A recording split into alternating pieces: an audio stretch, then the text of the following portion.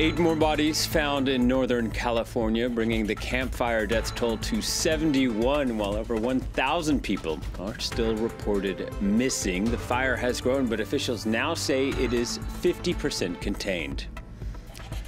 Short on time, money, and resources, Tijuana officials are asking for help. Thousands of migrants have amassed in the Mexican city, hoping for asylum in the United States. It's an influx the mayor says will last at least 6 months. We'll speak to our correspondent. And France prepares for gridlock, the so-called yellow vest staging of protests to a fuel tax hike at 1,500 points across the country, blocking roads and oil depots with the blessing of the unions and the opposition.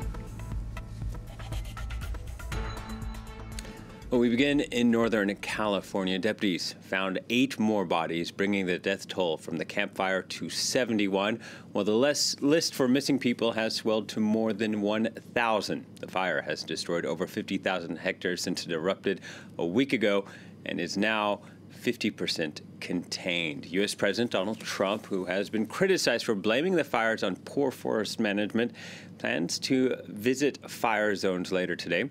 Meanwhile, the state also battling wildfires in the south, where 3 deaths were reported. Emerald Maxwell has the latest. This 19-year-old is searching for his brother. Virtually every home was destroyed when the fire raced through his Californian town, killing scores of people. My dad, he's starting to lose hope a little bit, comparing to knowing that this isn't like Maurice to just disappear off the face of the earth and not let anybody know. But we're still trying. Authorities say the flames spread particularly quickly through Paradise, the town worst hit since the fire erupted last Thursday, driven by wind and fueled by desiccated vegetation. It is again my very sad duty to report that we have located 7 additional human remains. Also, the number of people who are still looking for, who are unaccounted for, has increased to 631. And this number increased by 501 people. Paradise was a popular retirement location, and many of those listed as missing are over the age of 65. Authorities have asked relatives to submit DNA samples to speed up identification of the dead, but said some of those unaccounted for may never be identified. Nearly 12,000 buildings have burnt down over the past week, and thousands of additional structures remain threatened as firefighters work to contain the flames. With other smaller fires in Southern California still blazing, President Donald Trump is due to visit the state on Saturday to meet displaced residents. California is no stranger to wildfires, but this is its deadliest over the last century. Scientists say 2 seasons of devastating fires are linked to drought, which is symptomatic of climate change. Nearly 3,000 Central American migrants have reached the U.S.-Mexican border, fleeing poverty and violence, now seeking asylum in the U.S. But American border inspectors are only processing about 100 claims a day. Meanwhile, thousands more are expected to amass. An influx. The mayor of Tijuana has said that no city in the world is prepared for. For more, let's speak to our correspondent, Alyssa Caverly in San Ysidro. Alyssa, thousands are in Tijuana, many more expected. What is the situation like in the city? That's right. You can see behind me the lights of Tijuana, and that is where about 2,000 migrants are tonight, basically looking for somewhere to sleep. There are about 700 spaces in shelters, and that's for the thousands of people that are expected in the coming days. They've opened gymnasiums and sports complexes as well to help house some of these people for the night, many actually opting to sleep outside on the beach. We are just 5 kilometers away from basically the promised land for many of these people. They are at America's doorstep, but they still have a very long journey ahead of them after already taking an extremely long journey to get to this point. And Alyssa, the mayor in Tijuana said it's like a tsunami, and local officials asking for help from the Mexican government. What about on the U.S. side of the border? What are U.S. authorities doing?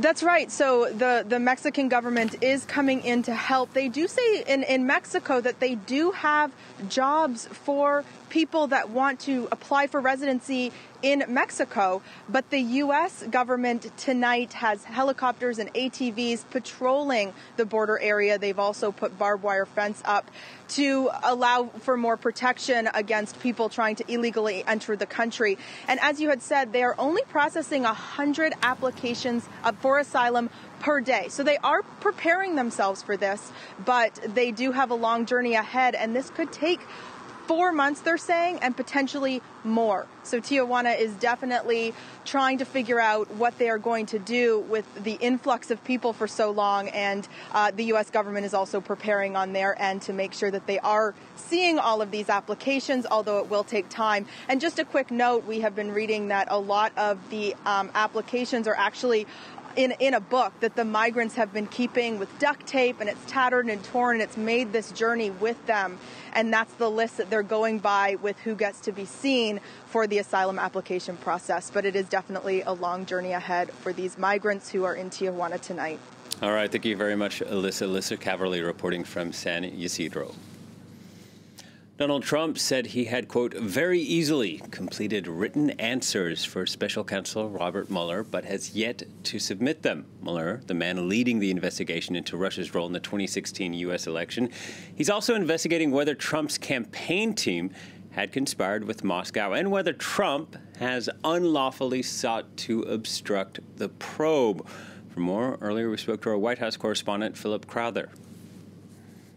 The statement from the U.S. president that he answered those written questions from special counsel Robert Mueller very easily, well, that belies the importance and the seriousness that the White House has given the Russia investigation over the last few weeks. There have been several meetings inside the White House, some hours long, according to the Washington Post, between the president and his team of lawyers, preparing him for these next few weeks in the Russia investigation, and more than anything, preparing him for those written answers that the president says he has now finished.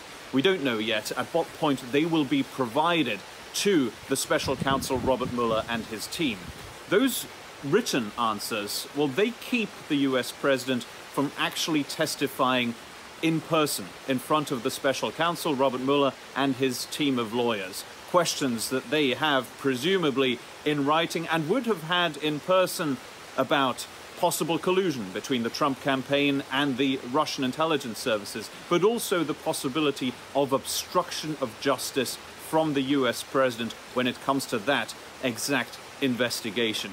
Now, the president still says that the Russia investigation is a hoax, that it is politically motivated, but the facts, they tell a different story. There have been several indictments already, some of key players within the Donald Trump presidential campaign. And there has been increased importance, and there have been a lot of rumors in Washington over the last few weeks when it comes to that Russia investigation. Could further indictments be coming, maybe even in the next few days? There's talk about even the president's son, Donald Trump Jr., possibly being indicted by the special counsel's team. Maybe that led to the U.S. president seemingly getting more nervous and writing a whole series of tweets, again, criticizing the investigation, the team of lawyers, and the special counsel, Robert Mueller. The CIA has concluded that Saudi Crown Prince Mohammed bin Salman ordered the assassination of journalist Jamal Khashoggi in Istanbul last month. That contradicts the kingdom's own version of events, which on Friday had sought to absolve the prince of any role in the killing. U.S. intelligence reaching the conclusion after examining several sources of information, including a phone call from that of the prince's brother, the Saudi ambassador to the U.S., that he spoke with Khashoggi. Khalid bin Salman gave the dissident journalist assurances that he would in fact be safe if he visited the Saudi consulate in Istanbul. All right, time now for a look at some of the day's other stories. And a U.S. federal judge ordered the White House to restore CNN correspondent Jim Acosta's press pass. Last week, the journalist's credentials were revoked after a contentious press conference. The White House has said it was, quote, temporarily restoring Acosta's press pass and drawing up new rules to ensure orderly press conferences. Peace talks to end Yemen's 3-year civil war could be held shortly in Sweden. The UN envoy to the country said that the warring parties gave firm assurances that they would attend. Houthi rebels control most of the country, while pro-government forces, backed by Saudi and Emirati help, have foothold in the south. The conflict has pushed nearly half the population to the brink of famine. And Argentina's Navy has announced that searchers have found a missing submarine in the Atlantic a year after it disappeared with 44 crew members on board. It was located 800 meters deep in the waters off the Valdez Peninsula. This 2 days after families of the missing crew held a commemoration marking the 1-year anniversary of the vessel's disappearance. There could be major gridlock across France this Saturday in a major nationwide rally that has been backed by the opposition and unions. Some 1,500 protests are planned over a fuel tax hike. Demonstrators have threatened to block motorways, including in Calais near the Channel Tunnel, a major passenger and freight link to Britain. Camille Lick has more on the so-called Yellow Vest grassroots movement. No trade unions or politics here. The Yellow Vests, known as Gilets jaunes, is a citizens' movement that started on social media. The leaders who have come to the fore in the last few weeks are from all over France, but who are they? Priscilla Ludowski was the first citizen to turn activist, spurred to action in May when the price of petrol went up. I launched the petition on my own. I'm not part of a political party, and the movement isn't associated with any political party either. And everybody who follows the movement on social media understands that. Jacqueline Morad is also apolitical. This 51-year-old hypnotherapist became famous after a video of her went viral. Ever since, other Yellow Vests keep contacting her. Entrepreneurs who would like to pay their employees more and pay less tax. There are teachers. Just before you came, I had a math teacher who was telling me with her husband she should be okay, but they can't make ends meet. The Yellow Vests are difficult to place politically. But according to this specialist at IFOP, a market research company, members of the movement come from political extremes. We're talking about radical members of the electorate. Because when we listen to people in the movement, they say that petrol was the last straw that broke the camel's back. But it's generalized anger. They say that these forthcoming protests are just the beginning of the Yellow Vest movement. Embattled British Prime Minister Theresa May won the backing of key Brexiteers in her government. This a day after a number of high-profile ministers resigned over her draft divorce deal from the EU. On Friday, May appointed a new Brexit secretary, Stephen Barclay. She has defended her deal and vowed to stay on as Prime Minister despite an effort by a Tory backbencher to possibly bring a no-confidence vote.